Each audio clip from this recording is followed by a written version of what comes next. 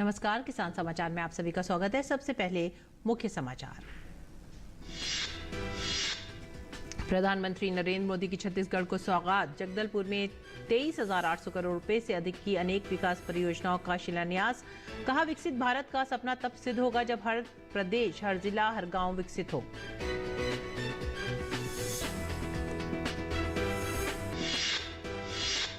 केंद्रीय सूक्ष्म, लघु और मध्यम उद्यम मंत्री नारायण राणे ने की खादी महोत्सव की घोषणा। 2 अक्टूबर से 31 अक्टूबर तक जारी रहेगा खादी महोत्सव। प्रधानमंत्री की वोकल फॉर लोकल और आत्मनिर्भर भारत अभियान को समर्पित है ये उत्सव।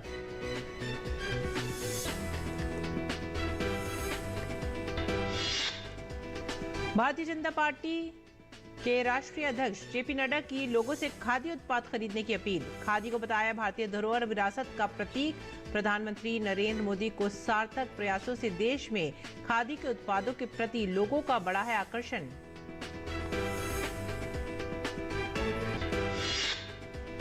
हरियाणा के हिसार में 8 से 10 अक्टूबर के दौरान 3 दिवसीय कृषि मेले का आयोजन। किसानों को दी जाएगी बीज से बाजार तक की सभी जानकारी।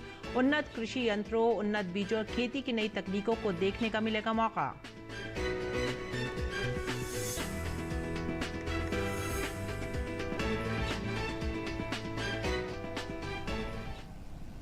मुख्य समाचार के बाद खबरें विस्तार से। प्रधानमंत्री मोदी ने छत्तीसगढ़ को 23,800 करोड़ रुपए से अधिक की विकास परियोजनाओं का तोहफा दिया है। पीएम मोदी ने जगदलपुर में इन परियोजनाओं का लोकार्पण और शिलान्यास किया। पीएम मोदी ने बस्तर जिले में नगरनार स्थित एनएमडीसी स्टील लिमिटेड के इस्पात संयंत्र का लोकार्पण किया। ये संयंत्र 23,800 करोड़ रुपए से अधिक की लागत से बनकर तैयार हुआ है। ये ग्रीन फील्ड परियोजना का संयंत्र है। यहाँ उच्च गुणवत्ता वाला इस्पात निर्मित होगा।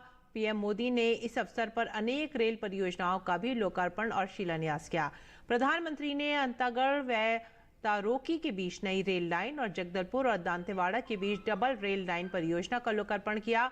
पीएम मोदी ने बोरी डांड सूरजपुर रेल लाइन को 2 तरफा बनाने की परियोजना तथा अमृत भारत स्टेशन योजना के तहत जगदलपुर स्टेशन के पूर्ण विकास की भी आधारशिला रखी। पीएम मोदी ने तारोकी रायपुर डेमू रेल सेवा को भी झंडी दिखाकर रवाना किया। इन रेल परियोजनाओं से जनजातीय इलाकों में कनेक्टिविटी में सुधार होगा, साथ ही आर्थिक विकास को मदद मिलेगी। प्रधानमंत्री मोदी ने राष्ट्रीय राजमार्ग 43 के कुनकुरी से छत्तीसगढ़ झारखंड सीमा खंड पर सड़क उन्नयन परियोजना का भी लोकार्पण किया। इस नई सड़क से क्षेत्रवासियों को लाभ मिलेगा।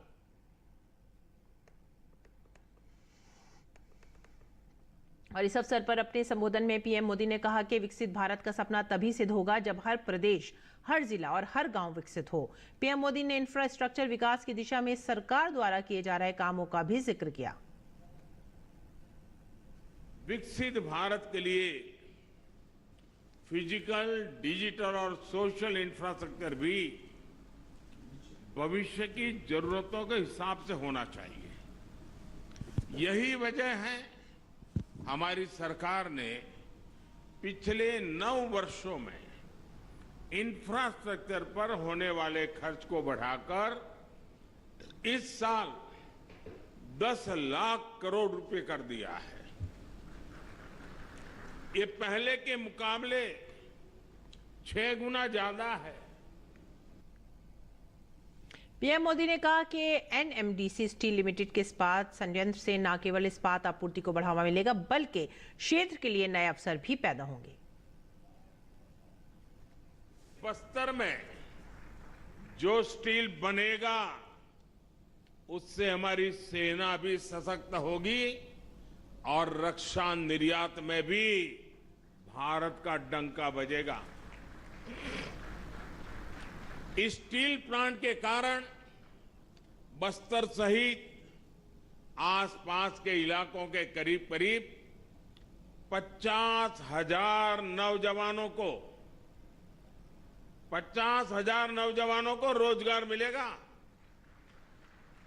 केंद्र सरकार बस्तर जैसे हमारे आकांक्षी जिलों के विकास को जिस प्रकार प्राथमिकता दे रही है, उस मिशन को भी ये स्टील प्लांट नई गति देगा।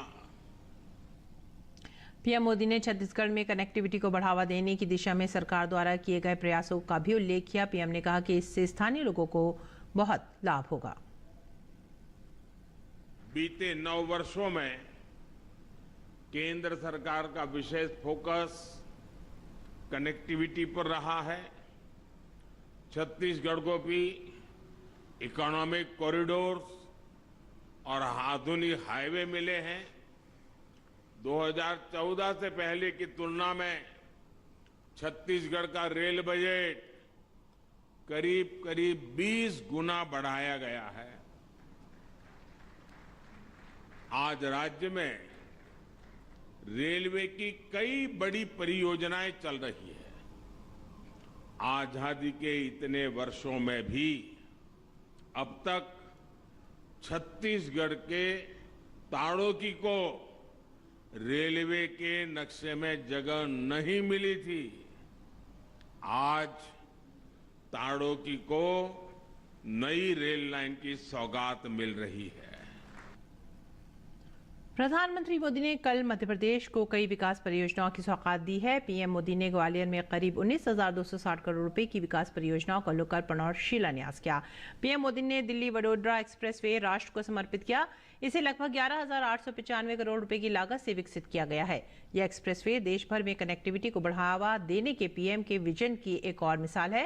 पीएम मोदी ने 1880 करोड़ रुपए से अधिक की 5 अलग अलग सड़क परियोजनाओं की भी आधारशिला रखी। पीएम मोदी ने ग्वालियर और श्योपुर जिलों में 1530 करोड़ रुपए से अधिक की जल जीवन मिशन परियोजनाओं को भी शिलान्यास किया। इनसे क्षेत्र के 720 से अधिक गांवों को लाभ होगा। सुरक्षित और पर्याप्त पेयजल उपलब्धता सुनिश्चित करने के सरकार के प्रयासों के तहत इसे बड़ी पहल माना जा रहा है। और आगे बढ़ेंगे अगली खबर की तरफ। हरियाणा के हिसार में 8 से 10 अक्टूबर के दौरान एक 3 दिवसीय कृषि मेले का आयोजन किया जा रहा है। ये कृषि मेला चौधरी चरण सिंह हरियाणा कृषि विश्वविद्यालय द्वारा आयोजित किया जाएगा। इस कृषि मेले का नाम हरियाणा कृषि विकास मेला 2023 रखा गया है। कृषि विकास मेले में किसानों को बीज से बाजार तक की सभी जानकारी के साथ ही नए उन्नत कृषि यंत्रों, उन्नत बीजों, खेती की नई तकनीकों को देखने का मौका मिलेगा। साथ ही किसानों को मेले में लकी ड्रॉ में इनाम जीतने का भी अवसर दिया जाएगा। हिसार के चौधरी चरण सिंह हरियाणा कृषि विश्वविद्यालय में आयोजित होने वाले इस कृषि विकास मेले में बीज, उर्वरक, कीटनाशक, कृषि मशीनें व कृषि यंत्र निर्माता कंपनियां भाग लेंगी। किसानों को विभिन्न कृषि कार्यों के लिए मशीनों, यंत्रों एवं उनकी कार्य प्रणाली के बारे में जानने का अवसर भी मिलेगा। मेले में किसानों को विश्वविद्यालय के वैज्ञानिकों द्वारा श्रीअन्न की खेती के बारे में विस्तार से जानकारी दी जाएगी।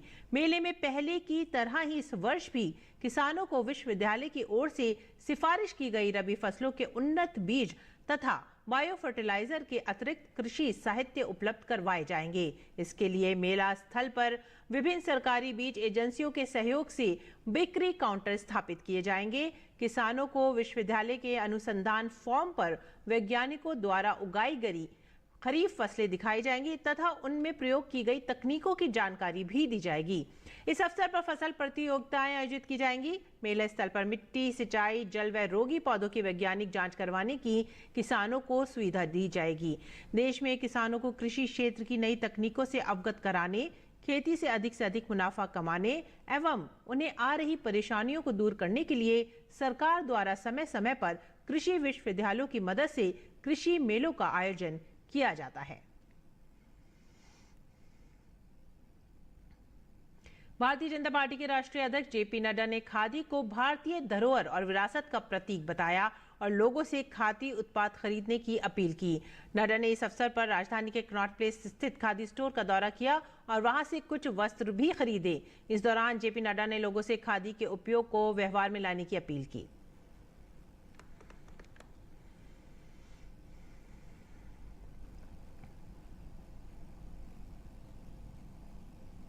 और प्रधानमंत्री नरेंद्र मोदी के सार्थक प्रयासों से देश में खादी के उत्पादों के प्रति लोगों को न केवल आकर्षण बढ़ रहा है बल्कि शुद्ध आर्थिक लाभ के साथ खादी आज वैश्विक ब्रांड भी बन रहा है।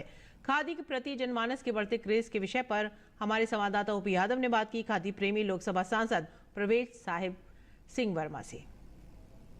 स्वच्छता ही सेवा की सच्ची संकल्पना को साकार करने में भारतीय जनता पार्टी लगातार काम कर रही है और अभी हमारे साथ भारतीय जनता पार्टी के सांसद मौजूद है। ये बात करते हैं, आज आप यहाँ गांधी जी के चरणों में हैं, स्वच्छता के संदेश के साथ आज के दिन पर क्या कहेंगे? तो मैं सभी से अपील करता हूँ कि सफाई के साथ साथ जो गांधी जी का सपना था कि देश में हमारी जो निर्मित वस्तु हैं उन्हीं को खरीदें, और आज अगर सही मायने में वो सपने को साकार किया है तो हमारे प्रधानमंत्री नरेंद्र मोदी जी ने किया है। आज जो खादी की सेल है, अगर हम उसको देखें 8 साल में कितनी बढ़ गई है, और आज ये पूरी संस्था प्रॉफिट में चल रही है और अच्छा खासा प्रॉफिट कर रही है। और यहाँ पे अगर आप देखें डिज़ाइन की मैं बात करूँ या यहाँ के प्रोडक्ट्स की मैं बात करूँ या यहाँ के मैं सामान की बात करूँ, तो हर वर्ग यहाँ पर आके इस सामान को ख़रीदता है।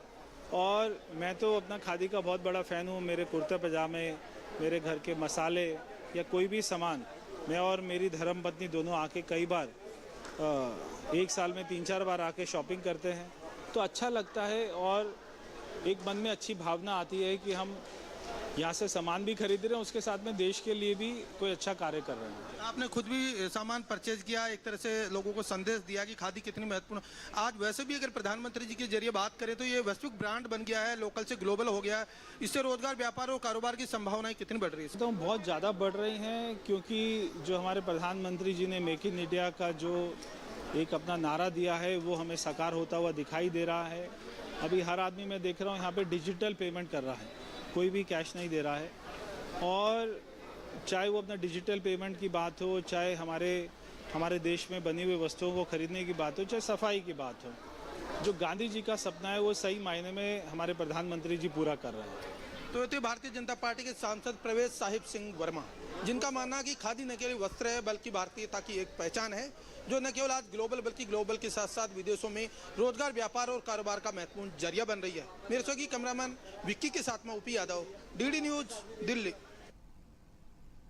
भारत सरकार के सार्थक प्रयासों से देश में खादी के प्रति महिलाओं को न केवल क्रेज बढ़ता जा रहा है, बल्कि खादी आज हर वर्ग की पसंद बनने के साथ वैश्विक ब्रांड भी बन रही है। खादी के प्रति जनमानस के इस बढ़ते हुए शौक के विषय पर हमारे संवाददाता ओपी यादव ने बात की खादी प्रेमी आरती भगोटिया से। स्वच्छता ही सेवा की संकल्पना को लेकर भारत सरकार लगातार आगे बढ़ रही है और इसी के जरिए खादी को बढ़ावा देने का काम भी हो रहा है। अभी हमारे साथ खादी के स्टॉल पर कुछ ऐसे लोग आए हैं जो खादी प्रेमी हैं और खादी के प्रचार प्रसार में लगे हैं। बात करते हैं आरती जी, खादी के अगर प्रचार की बात करें, इसको ब्रांड बनाने की बात करें, आपने अपनी सेवाओं के दौरान इस पर काफी ध्यान दिया। खादी जो है हमारे शरीर के लिए, मैं कहती हूँ जो भी आजकल हम वस्त्र पहनते हैं उससे इससे अच्छा कोई वस्त्र नहीं है। दूसरा, खादी जो है हाथ से बनाई जाती है, जो हमारे इतने इसके हाथ करगा हैं उनको इससे सीधा फायदा पहुंचता है। तो मैं तो ये कहूँगी कि प्रत्येक जन में ये मैसेज जाना चाहिए कि ज़्यादा से ज़्यादा खादी का उपयोग हो। और खादी आप देखिए, सिर्फ आप संसार में कहीं भी चले जाएं, खादी जैसा वस्त्र आपको कहीं नहीं मिलेगा। बात करें, महिलाएं खादी को बढ़ावा देने में बड़ी भूमिका निभाती है। आप भी खादी के वस्त्र पहनती हैं, महिलाओं को जरिए खादी का प्रचार प्रसार कितना ज़्यादा हो सकता है? देखिए, महिलाएं तो क्या होती है कि हर क्षेत्र में हर चीज़ के लिए बहुत कर्मठ कार्यकर्ता होती हैं, और एक परिवार का अगर निर्माण कहूँ तो महिला ही करती है। तो अगर महिला को ये कार्यभार हर महिला को दिया जाता है तो वो उसको बखूबी निभाएगी। और क्योंकि वो परिवार में एक होती है, बच्चे 5 होते हैं, 10 होते हैं और काफ़ी लोग होते हैं, तो अगर एक महिला है तो अपने परिवार के 6 या 7 लोगों को उससे इन्फ्लुएंस करेगी। और अगर देखिए सारी महिलाएं जुड़ जाती हैं तो पूरी जनसंख्या को इन्फ्लुएंस करेंगी। तो महिला इसमें बेहतरीन रोल अदा कर सकती हैं। हमारे साथ एक युवा भी मौजूद है, कनाडा में इनका बिजनेस है। खादी को लेकर भारत से बाहर कितना उत्साह है? खादी को लेकर बहुत ज़्यादा उत्साह है, और वहाँ पे गांधी जी के द्वारा जो मैसेज दिए गए हैं उनको फॉलो भी किया जाता है, तो वहाँ पे काफ़ी अच्छा है। और अगर जो लोग बिजनेस करना चाहते हैं खादी को लेके, उनके लिए बहुत अपॉर्चुनिटी है, वहाँ पे कर सकते हैं। निश्चित तौर पर देखा आपने, खादी न केवल एक वस्त्र है बल्कि भारतीयता की सच्ची पहचान है। यही वजह कि आज खादी न केवल लोकल बल्कि लोकल से ग्लोबल होते हुए रोजगार, व्यापार और कारोबार का बहुत बड़ा जरिया बन रही है। मेरे सहयोगी कैमरामैन विक्की के साथ में OP Yadav, DD news, Delhi. Mahatma Gandhi की 154वीं जयंती मनाते हुए केंद्रीय सूक्ष्म, लघु और मध्यम उद्यम मंत्री नारायण राणे ने मुंबई में 2 अक्टूबर से 31 अक्टूबर 2023 तक होने वाले खादी महोत्सव की घोषणा की है। ये महोत्सव वोकल फॉर लोकल पहल और प्रधानमंत्री नरेंद्र मोदी द्वारा सोचे गए आत्मनिर्भर भारत अभियान का समर्थन करने को समर्पित है। अपने भाषण में नारायण राणे ने कहा कि खादी और ग्रामोद्योग की बिक्री 4 गुना से अधिक बढ़ गई है। राणे ने कहा कि इस अभियान का उद्देश्य खादी और ग्रामोद्योग, हथकरघा, हस्तशिल्प, ओडीओपी उत्पादों और स्थानीय स्तर पर उत्पादित विभिन्न पारंपरिक और कुटीर उद्योगों को बढ़ावा देना है। इस अवसर पर मुंबई के विभिन्न स्कूलों से विभिन्न प्रतियोगिताओं में भाग लेने वाले स्कूली बच्चों के साथ साथ अधिकारियों और कर्मचारियों को उनकी उपलब्धियों के लिए नकद पुरस्कार और प्रमाण पत्र दिए गए हैं।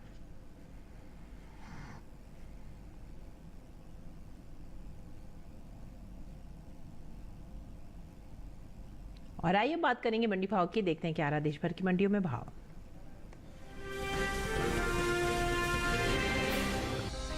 चालू खरीफ सीजन में सोयाबीन की बुआई बीते साल से आगे चल रही है। कृषि मंत्रालय के साल 2023 के लिए जारी आंकड़ों के मुताबिक 22 सितंबर तक सोयाबीन की बुआई 125.59 लाख हेक्टेयर में हो चुकी है, जबकि साल 2022 के दौरान खरीफ सोयाबीन की खेती 124.77 लाख हेक्टेयर में हुई है। फिलहाल कृषि उपज मंडियों में सोयाबीन की आवक सीमित बनी हुई है। सोमवार को कुछ ही मंडियों में सोयाबीन बिकवाली के लिए पहुंची। भाव की बात करें तो जहां गुजरात की धोराजी और जेतपुर मंडी में सोयाबीन के सौदों में नरमी के साथ कारोबार हुआ, वहीं मध्य प्रदेश की बदनावर मंडी में इस दौरान सोयाबीन के भाव में तेजी देखने को मिली। एक मार्कनेट के मुताबिक गुजरात की धोराजी मंडी में 30 सितंबर को पीली सोयाबीन का भाव रहा 4,405 रुपए। 2 अक्टूबर के इसके भाव में 100 रुपए की गिरावट आई और भाव 4,305 रुपए प्रति क्विंटल पर आ गया। राज्य की ही जेतपुर मंडी में इस दौरान सोयाबीन के सौदों में नरमी देखने को मिली। यहां 30 सितंबर को सोयाबीन का भाव था 4,400 रुपए। 2 अक्टूबर को इसके सौदे 275 रुपए टूटकर 4,125 रुपए पर हुए। मध्य प्रदेश की बदनावर मंडी में 30 सितंबर को पीली सोयाबीन का भाव था 4,544 रुपए। 2 अक्टूबर को इसके भाव में 281 रुपए का भारी उछाल देखने को मिला और भाव 4,825 रुपए प्रति क्विंटल पर जा पहुंचा। इस साल कुल तिलहन की उपज का रिकॉर्ड टूटने जा रहा है। कृषि मंत्रालय के तीसरे अग्रिम अनुमान के मुताबिक देश में घरेलू स्तर पर कुल तिलहन की पैदावार रिकॉर्ड स्तर पर पहुंच गई है। साल 2022-23 के दौरान कुल तिलहन की पैदावार 409.96 लाख टन होने का अनुमान है, जबकि बीते साल इस दौरान कुल तिलहन की उपज 379.63 लाख टन रही थी। कुल तिलहनी फसलों की उपज में शामिल सोयाबीन की पैदावार इस साल रिकॉर्ड स्तर पर जा सकती है। साल 2022-23 के दौरान खरीफ सोयाबीन की उपज 149.76 लाख टन होने का अनुमान जताया गया है, जबकि बीते साल इस दौरान खरीफ सोयाबीन की पैदावार 129.87 लाख टन थी।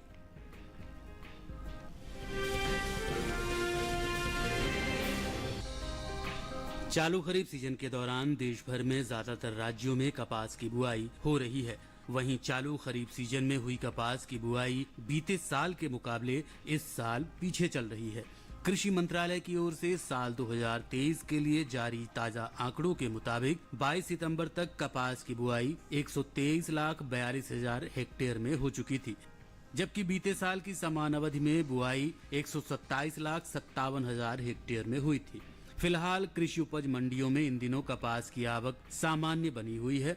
भाव की बात करें तो सोमवार को कपास के भाव में मिलाजुला रूप देखने को मिला। हलवद और राजकोट मंडी में कपास के सौदे मजबूती के साथ हुए, वहीं धंधुका मंडी में भाव में नरमी रही, जबकि चोटिला और जेतपुर मंडी में इस दौरान कपास के भाव बिना किसी फेरबदल के साथ हुए। एक मार्कनेट के मुताबिक गुजरात की हलवद मंडी में 30 सितंबर को कपास का भाव था 6,750 रुपए। 2 अक्टूबर को इसके भाव में 250 रुपए का उछाल आया और भाव जा पहुंचा 7,000 रुपए प्रति क्विंटल पर। हालांकि राज्य की चोटिला मंडी में बीते 2 दिनों के दौरान कपास के भाव स्थिर रहे। यहां 30 सितंबर और 2 अक्टूबर को कपास 7,000 रुपए पर बिकी।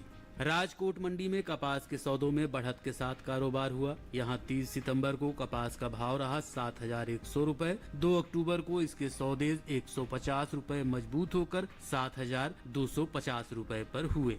धंधुका मंडी में 30 सितंबर को कपास का भाव रहा 6,500 रुपए। 2 अक्टूबर को इसके सौदों में 500 रुपए की भारी गिरावट आई और भाव 6,000 रुपए पर आ गया। जेतपुर मंडी में 30 सितंबर को कपास का भाव था 7,500 रुपए। 2 अक्टूबर को इसके भाव में कोई फेरबदल देखने को नहीं मिला और भाव 7,500 रुपए पर बना रहा।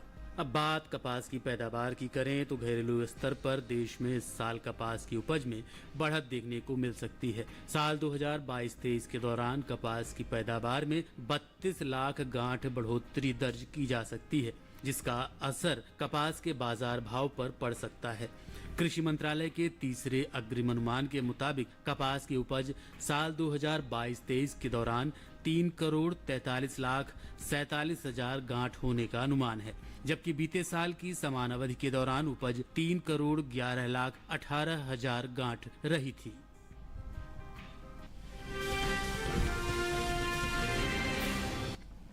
और आइए बात करेंगे मौसमी खेती। किसान इस मौसम में कैसे रख सकते हैं अपनी खेती का ख्याल, देखते हैं।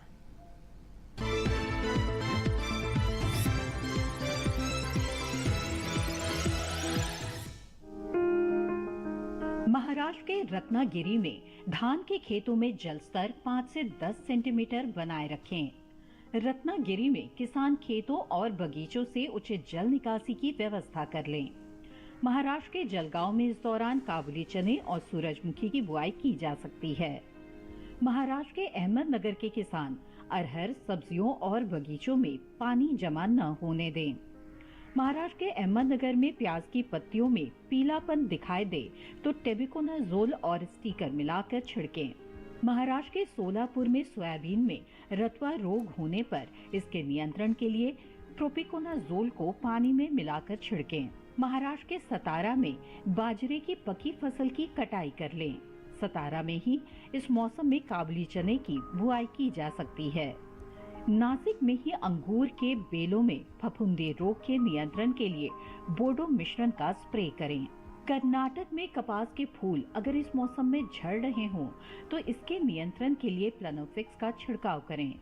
कर्नाटक में अरहर में बांझपन, मोज़ेक रोग के नियंत्रण के लिए जरूरी दवाओं का स्प्रे करें। कर्नाटक में अमरूद में मीलीबग की रोकथाम के लिए यहाँ के किसान विशेषज्ञों की सलाह से दवाओं का छिड़काव करें। कर्नाटक में ही अनार को रस चूसक कीट से बचाने के लिए इमिडाक्लोप्रिड का स्प्रे करें। कर्नाटक में अगर चीकू में पत्ते धब्बा रोग दिखाई दे तो इसकी रोकथाम के लिए कॉपर ऑक्सीक्लोराइड का छिड़काव कर लें। कर्नाटक में पपीते को एफिड और सफेद मक्खी से बचाने के लिए उपाय करें।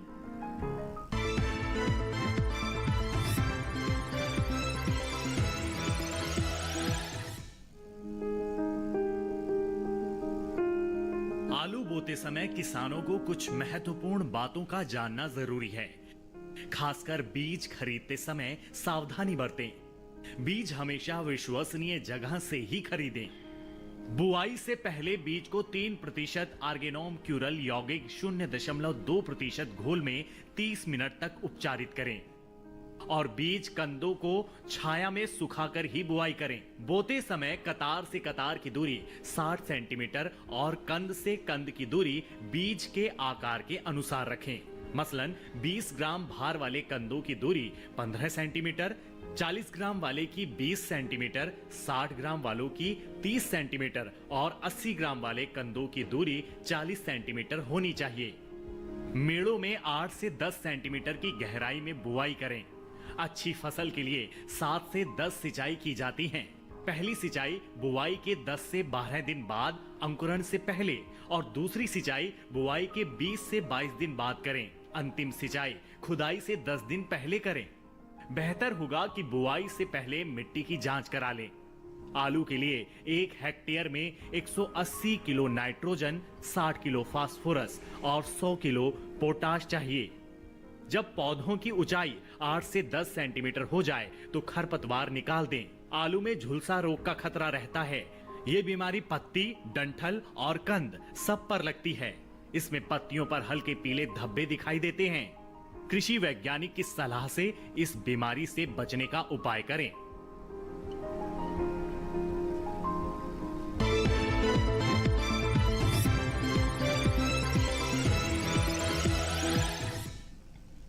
और आइए अब जानेंगे कुछ और खबरें खास खबर में। 2008 में मालेगांव विस्फोट मामले में साध्वी प्रज्ञा सिंह, लेफ्टिनेंट कर्नल प्रसाद पुरोहित, समीर कुलकर्णी, अजय रहीकर, सुधाकर द्विवेदी और सुधाकर चतुर्वेदी एनआईए कोर्ट पहुंचे। अदालत ने पूछताछ कर बयान दर्ज करने से पहले प्रश्नावली की प्रति उपलब्ध कराने की उनकी मांग को स्वीकार कर लिया है। दिल्ली एनसीआर में स्पेशल सेल की टीम ने छापेमारी की है। स्पेशल सेल की टीम ने न्यूज क्लिक के परिसरों पर छापा मारा। जानकारी के मुताबिक 30 से ज्यादा जगहों पर पुलिस ने कार्रवाई की। छापेमारी के दौरान इलेक्ट्रॉनिक एविडेंस मोबाइल जब्त किए गए हैं। केंद्रीय मंत्री अनुराग सिंह ठाकुर ने न्यूज क्लिक मामले में अपनी प्रतिक्रिया देते हुए कहा है कि अगर किसी ने गलत किया है तो जांच एजेंसियां उस पर काम करती हैं। उन्होंने कहा कि जांच एजेंसियां स्वतंत्र हैं और वे अपनी कार्रवाई नियमों को देखकर ही करती हैं। आयकर विभाग से जुड़े मामले में सोनिया गांधी, राहुल गांधी और आम आदमी पार्टी की ओर से दायर याचिकाओं पर सुप्रीम कोर्ट में सुनवाई सोमवार के लिए टली। कोर्ट ने संकेत दिए हैं कि वो हर केस पर अलग अलग सुनवाई कर सकता है। एससी के आदेश के खिलाफ याचिका दाखिल होने में देरी पर सवाल उठाया गया। ओडिशा के भुवनेश्वर में मेरी माटी मेरा देश कार्यक्रम में केंद्रीय मंत्री अनुराग सिंह ठाकुर और धर्मेंद्र प्रधान ने भाग लिया।